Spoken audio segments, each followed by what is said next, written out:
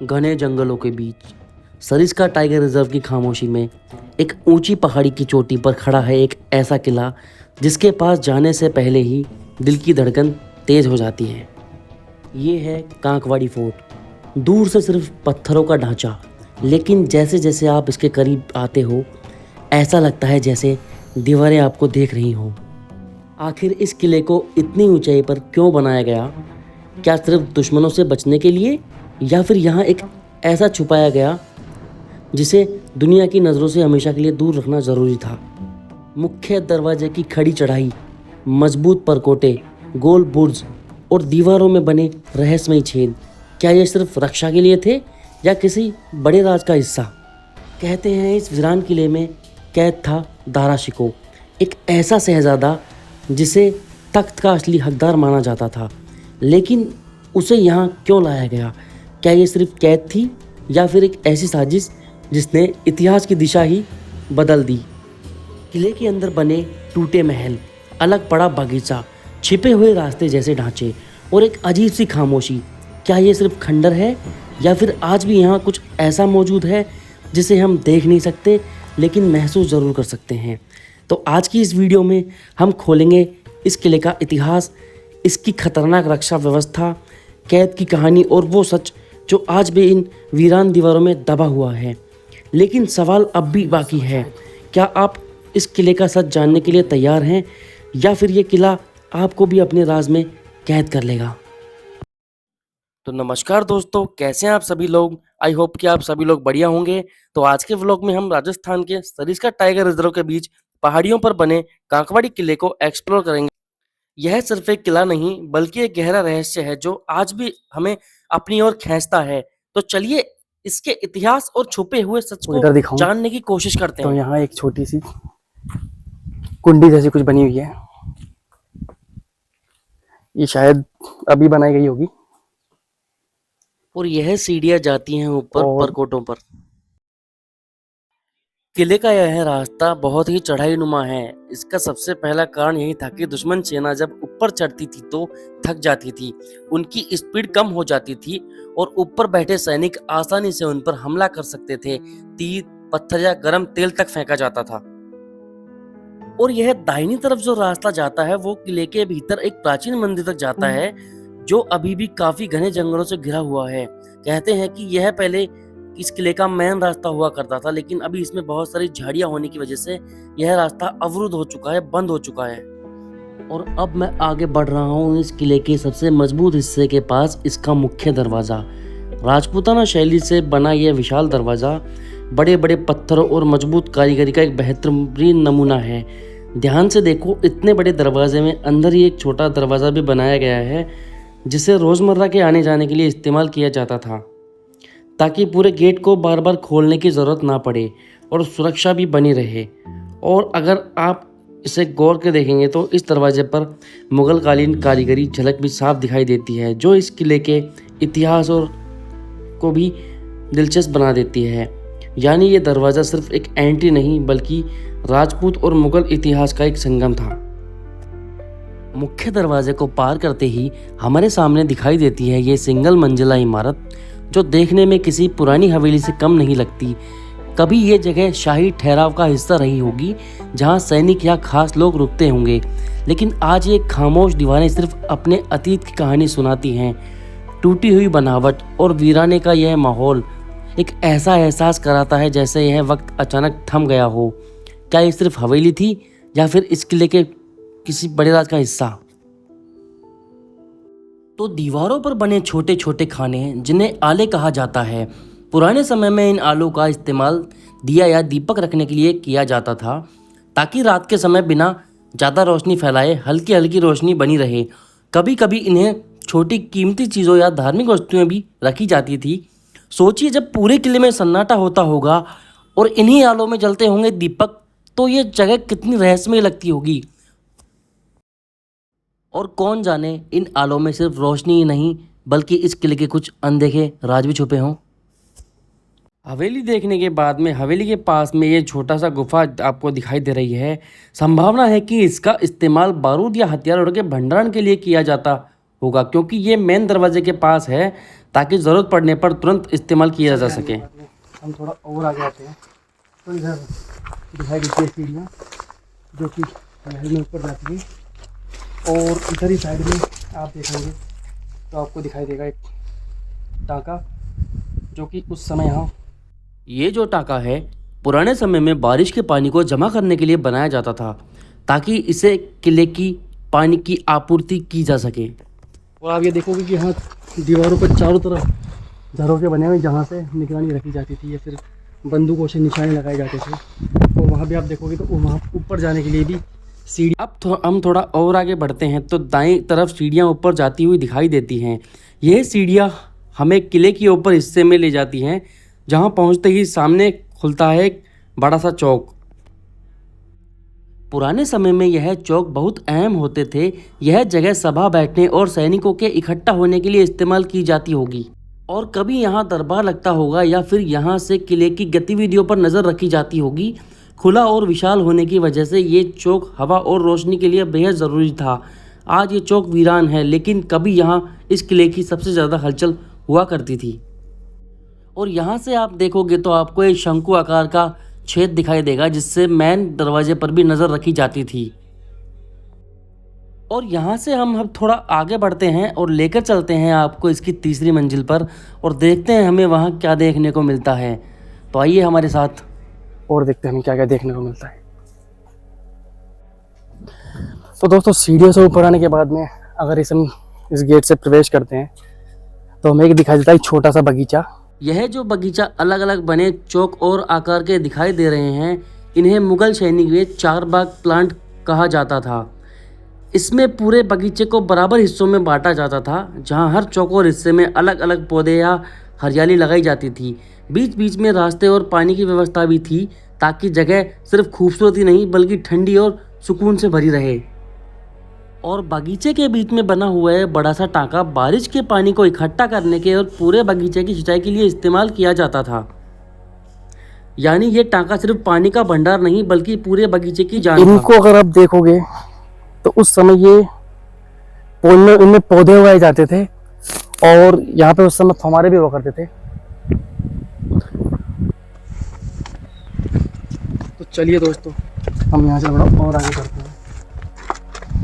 चलते हैं थोड़ा ऊपर।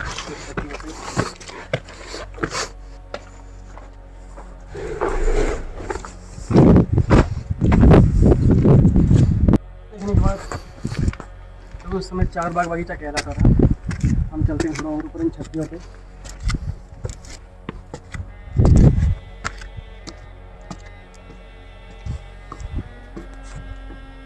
सीढ़ियों से ऊपर आते ही दाएं हाथ की तरफ एक छोटी सी जगह दिखाई देती है जो कि किसी चौकी या पहरेदार की पोस्ट लगती है। और दीवारों में बना यह बड़ा सा छेद संभावना है कि इसे निगरानी के लिए इस्तेमाल किया जाता था। यहीं से पहरेदार बिना दिखे दूर तक नज़र रख सकते थे और दुश्मन की हलचल पर तुरंत नज़र पड़ जाती थी। और यहाँ भी आप देखोगे तो शंकु आकार का छेद बना हुआ है। इससे फ़ायदा यह होता था कि बाहर से कोई नहीं देख पाता था लेकिन अंदर से रियासत पर अच्छी तरह से नज़र रखी जा सकती थी। अब बाएं हाथ की तरफ नज़र डालते हैं जहां हमें एक खूबसूरत छतरी दिखाई देती है। ऐसी छतरियां आमतौर पर राजपूताना शैली से बनाई जाती थी जो या तो किसी खास व्यक्ति के लिए याद में होती थी या फिर बैठने के और आसपास के नज़ारा देखने के लिए इस्तेमाल की जाती थी।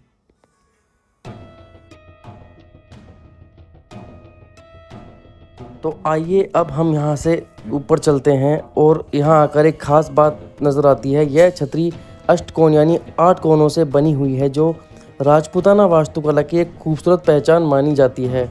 ऊपर से देखने पर आपको पुराने समय की बनावट के निशान आज भी देख सकते हैं जहाँ कभी शांत छत या पूरा ढांचा नक्काश सजावट करती थी और आज भले ही ये अधूरे लगें लेकिन हमें उस दौर की भव्यता की झलक ज़रूर दिखती है। अष्टकोण से बनी यह छतरी आपको भी अपने पुराने वैभव के निशान समेटे खड़ी है। और यहाँ से आप अगर देखोगे तो आपको पूरा का पूरा नज़ारा दिखाई देगा जो कि पूरा आसपास जंगल ही जंगल है। हो सकता है कि उस समय ये युद्ध के लिए रणभूमि रही होगी। और बिल्कुल सामने अगर आप देखें तो आपको एक झील भी दिखाई देगी।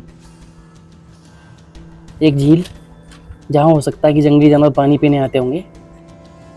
और सामने दिखाई देता है विशाल बुर्ज, जो कि किले की सुरक्षा का एक बेहद अहम हिस्सा रहा होगा। संभावना है कि यहाँ कभी तोप रखी जाती होगी ताकि दूर से आने वाले दुश्मनों पर नज़र रखी जा सके और हमला किया जा सके। इस बुर्ज में बने ये कई सारे छेद सिर्फ डिज़ाइन नहीं हैं, बल्कि ये तीरंदाजी और बंदूकों के वार करने के लिए बनाए जाते थे। यानी अंदर खड़े सैनिक बिना दिखे बाहर हमला कर सकते थे। और इसकी बनावट कुछ हॉल जैसी है जहां एक साथ कई सैनिक तैनात रह सकते थे। और इस किले का निर्माण 17वीं शताब्दी में आमेर के शासक सवाई जय सिंह प्रथम, कुछ स्रोतों के अनुसार जय सिंह द्वितीय द्वारा अलवर राजस्थान के सरिस्का टाइगर रिजर्व के घने जंगलों में किया गया था। ऐतिहासिक महत्व, औरंगजेब ने अपने भाई दारा शिकोह को उत्तराधिकारी की लड़ाई के दौरान इसी किले में कैद किया था।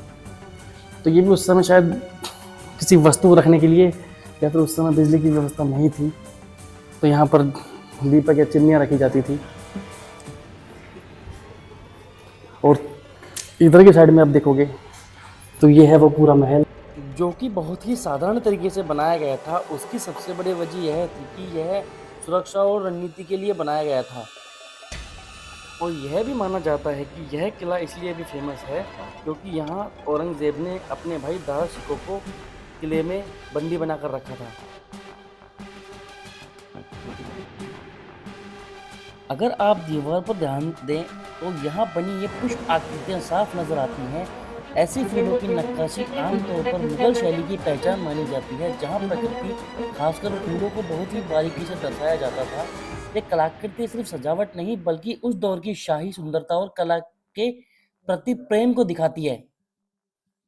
अगर साफ शब्दों में कहें तो दीवारों पर बनी ये पुष्प कलाकृतियाँ मुगल शैली की झलक देती हैं, जो शाही सौंदर्य को दर्शाती हैं। रक्ष बने हुए हैं दोनों साइड में।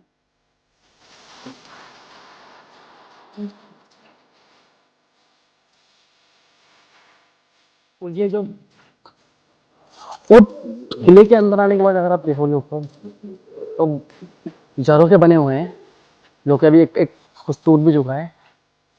और एक बात जरूर यहाँ देखने को कॉमन मिली कि ये जो महल है ये बहुत ही बिल्कुल साधारण तरीके से बना हुआ है। ना यहाँ पे आपको कोई ज़्यादा कलाकृतियाँ देखने को मिलेंगी ना कुछ, बहुत ही सिंपल सा महल है। और हो सकता है कि यह महल इसीलिए बनाया गया होगा यहाँ ऊपर, ताकि यहाँ से पूरी रियासत पे नज़र रखी जा सके। और पहाड़ी पे होने की वजह से और खुला मैदान होने की वजह से ये एक तरह से रन रहा होगा। दोस्तों यहाँ से थोड़ा आगे बढ़ने के बाद अगर आप ये देखेंगे तो ये भी एक कक्ष है। और यहाँ पर आप एक चीज़ देखोगे कि कमरों की दीवारों पर बने ये कई सारे छेद सिर्फ यूं ही नहीं बनाए गए थे। इनका इस्तेमाल मुख्य रूप से हवा और रोशनी के लिए किया जाता था, ताकि कमरा बंद होने के बावजूद घुटन न हो। कुछ छेद ऐसे भी होते थे जो बाहर की हलचल पर नजर रखते या सुरक्षा के लिए भी बनाए जाते थे। यानी ये छोटे छोटे छेद उस समय की समझदारी और सुरक्षा व्यवस्था दोनों दिखाते हैं। ये छेद हवा, रोशनी और निगरानी तीनों के लिए बनाए जाते थे। ऐसे कक्ष आमतौर पर खास उपयोग के लिए बनाए जाते थे, जैसे सैनिकों के ठहरने, पहरेदारों की ड्यूटी या स्टोरेज के लिए। यानी ये साधारण कमरे नहीं बल्कि किले की सुरक्षा और जरूरतों के हिसाब से बनाए गए खास कक्ष थे। और मुझे इस किले में एक कॉमन चीज़ ज़रूर देखने को मिली कि इस किले में हर मंजिल पर टाँका बना हुआ था। यह एक सोची समझी योजना थी। पहला कारण पानी की आसान उपलब्धता, ऊपर से नीचे हर स्तर पर लोगों को अलग से पानी मिल सके। दूसरा, बारिश के पानी में अलग अलग जगह जमा करना ताकि एक टाँका भर जाए तो दूसरा बाकी पानी स्टोर रहे। और सबसे अहम, युद्ध या घेराबंदी के समय किले में लंबे समय तक पानी की कमी ना हो। यानी हर मंजिल पर टाँका इस किले की सर्वाइवल प्लानिंग का हिस्सा था। ये जो सामने मैदान दिखाई दे रहा है, ये मैदान सैनिकों के अभ्यास और सभा के लिए था, न कि सीधा रण क्षेत्र। लेकिन यहाँ से युद्ध की तैयारी होती थी। तो चलिए दोस्तों, इस रास्ते से हम चलते हैं थोड़ा ऊपर और आपको दिखाते हैं वो जगह जहाँ कहते हैं कि जो औरंगजेब का भाई था दारा शिकोह, उसे कैद करके रखा गया था। लेकिन उससे पहले मैं आपको एक चीज़ दिखाऊं, यहाँ की ये बेहद खूबसूरत छतरियाँ। और इस चौथी मंजिल पर भी अगर आप देखेंगे इस छतरी को, तो यह भी एक बहुत ही खूबसूरत और वही अष्टाकार छवि है। और यहाँ पर ऊपर आप महसूस करेंगे कि हवाओं की आवाज़ें, हवाएं इतनी ज़ोर से चल रही हैं कि ऐसा लगता है जैसे कि यहाँ ऊपर किसी ने एयर कंडीशनर चला रखा हो। तो हम चलते हैं थोड़ा और आगे और आपको दिखाते हैं, यह वो जगह है। तो सूत्रों के मुताबिक कहा जाता है कि यही वो जगह है जहां दारा शिकोह को कैद करके रखा गया था। दारा शिकोह मुगल बादशाह शाहजहां के बड़े बेटे थे और उन्हें तख्त का असली हकदार माना जाता था। वो सिर्फ एक शहजादा ही नहीं, बल्कि सूफी विचारधारा से जुड़े हुए, ज्ञान और धर्म में रुचि रखने वाले व्यक्ति थे। उन्होंने हिंदू और इस्लाम धर्म के बीच समानता को समझने की कोशिश की और उपनिषदों का फारसी अनुवाद भी करवाया। लेकिन उनके भाई औरंगजेब के साथ सत्ता की लड़ाई में उन्हें हार का सामना करना पड़ा। हार के बाद उन्हें कैद किया गया और आखिरकार 1659 में उनकी हत्या कर दी गई। क्योंकि ये यहाँ का आखिरी मंजिल है और ऐसा लगता है कि यहीं खुली जगह पे दारा शिकोह को कैद करके रखा गया था ताकि वो यहाँ से कहीं भाग ना जाए, और उस पर यहीं से ही नज़र रखी जाती थी। बिल्कुल सामने खुला मैदान, सामने एक 4 बाग के डिज़ाइन का बागीचा। और अगर आप इस डिज़ाइन को देखेंगे तो ये उस समय किस लिए बनाया जाता था, अगर आपको किसी को पता हो तो हमें ज़रूर बताएं। और ये बहुत खूबसूरत महल है।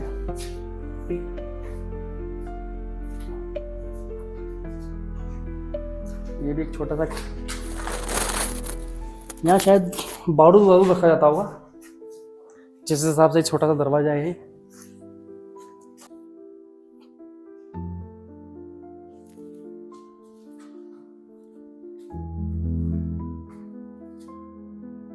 और आपको याद है वीडियो के शुरुआत में जो रास्ता हमने नीचे दिखाया था, जो झाड़ियों के बीच छुपा हुआ था, ऊपर से देखने पर साफ समझ आता है कि ये कोई साधारण रास्ता नहीं, बल्कि एक गुप्त मार्ग रहा होगा। ऐसा रास्ता किलों में खास तौर पर बनाए जाते थे, आपातकालीन से निकलने या बिना किसी की नजर में आने जाने के लिए। नीचे ये जो रास्ता रहस्यमय लग रहा था, वो ऊपर से एक सोची समझी योजना का हिस्सा नजर आता है। और मैं आपको एक कॉमन चीज़ ज़रूर बताना चाहूँगा कि हमने जितने भी किले दिखाए आपको, वहाँ पे ज़्यादातर सीधे थे, जो छेद बने हुए थे, लेकिन इसमें जो छेद बने हुए हैं वो बिल्कुल शंकु के आकार के हैं कि सामने से बिल्कुल अगर कोई चाहे तो यहाँ पे अपना सर घुसा के भी देख सकता है। और यहाँ से पूरे किले पर नज़र भी रखी जा सकती थी, इतनी ऊंचाई पे होने की वजह से। और यही वो जगह रही है जहाँ दारा शिकोह घूमा करता था।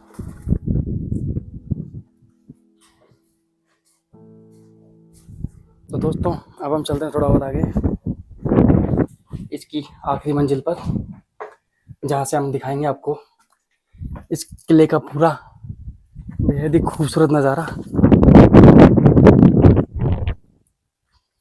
हम आ चुके हैं आपके टॉप मंजिल। इन बड़े बड़े हॉल और दीवारों में बने इतने सारे छेद साफ समझ में आता है कि किला खास तौर पर सुरक्षा की दृष्टि से डिजाइन किया गया था।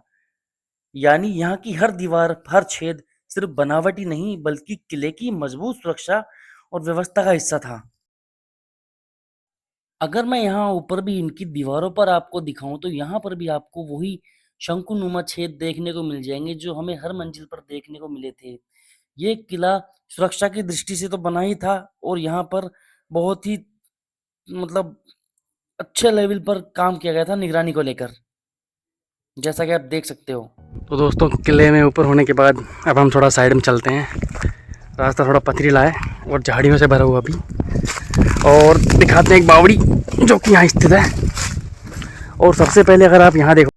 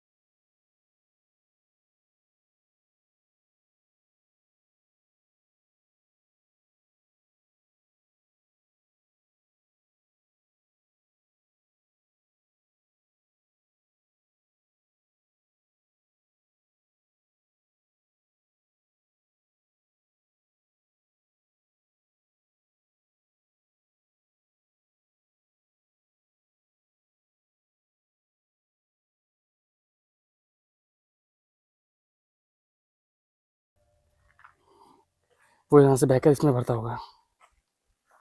तो बावड़ी थी, इसमें से उस समय पानी यहाँ से खींचा करते थे। यहाँ पे शायद पहले वो कुछ लगाया गया होगा जिससे पानी खींचते थे, लेकिन अभी यहाँ वो चीज़ नहीं है। और दोस्तों, बावड़ी के जस्ट बगल में मैं आपको और दिखाऊं तो यह है एक कुआं।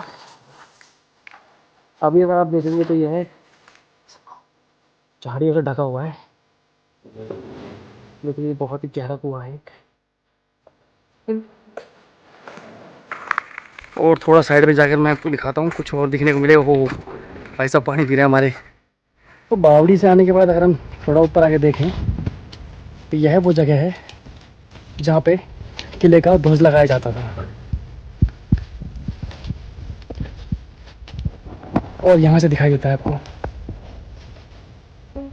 पूरे किले का वो खुला मैदान, जो कि एकदम रणभूमि सा दिखाई देता है। इस दीवार पर देखोगे, यहाँ पर एक ऐसी 3 छेद बने हुए हैं जो कि निगरानी के लिए काम आते थे। तो इन तीनों छेदों को देखने के बाद मुझे यही समझ में आया कि जो ऊपर वाला छेद बना हुआ है उससे दूर का दिखाई देता है, और जो नीचे के 2 छेद बने हुए हैं उनसे आप नीचे का या फिर कह लीजिए कि 5 का देख सकते हैं। इसीलिए इनको ऐसी आकृति में बनाया गया है ताकि यहाँ से अच्छे तरीके से नज़र रखी जा सके। तो सुरक्षा की दृष्टि से ये किला मैं कहूँगा कि बहुत मजबूत रहा होगा। और जैसे जैसे हम थोड़ा आगे बढ़ते हैं, हमें दिखाई देता है एक अद्भुत नज़ारा कि आप इसमें देखेंगे यहाँ शंकुनुमा आकृतियाँ तो बनी हुई हैं, और सबसे खूबसूरत चीज़ ये किला आमतौर पर इसीलिए काम में आता था कि यहाँ से दुश्मन पर नज़र रखी जा सके। जैसे आप यहाँ देख सकते हैं, अगर मैं आपको स्ट्रक्चर दिखाऊं, यह एक एनीकट जैसा है, एक किले की मजबूत दीवार, जो कि यह पे देख कर यही लगता है कि यहाँ से जल बहकर जाता होगा, वो नीचे जगह इकट्ठा होता होगा। दोस्तों, थोड़ा और आगे चलते हैं और आपको एक रोमांचक चीज़ जरूर दिखाएंगे कि ज़्यादातर आपने देखा कि हर दीवार में आपको एक छेद दिखाई दिया, छिद्र कह लीजिए, जिसे नज़र रखने की जगह। लेकिन यहाँ आने के बाद अगर आप देखोगे तो इसका स्ट्रक्चर कुछ ऐसा है कि ऊपर से तो नज़र रखने के कुछ जो 3 हम बात कर रहे थे वो तो है ही, और उसके अलावा अगर आप ये देखें, मुख्य दरवाजे के ऊपर बनी हुई के बारे में हम आपको बता ही चुके हैं, ऐसे बहुत सारे बने हुए हैं। और अगर आप इस जगह को देखें तो यह जो छेद रहता होगा, ये मुख्य दरवाजे के नीचे, यहाँ से आप देखेंगे यह मुख्य दरवाजे के नीचे नजर रखने के लिए बनाया गया होगा। आज की भाषा में हम कहें तो एक तरह से सीसीटीवी का काम करता था। लीजिए आप, जहाँ से इसके मेन द्वार पर नजर रखी जाती थी।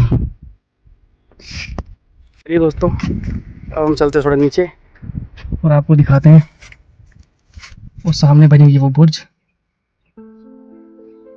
बिल्कुल सामने दिखाई दे रही है आपको।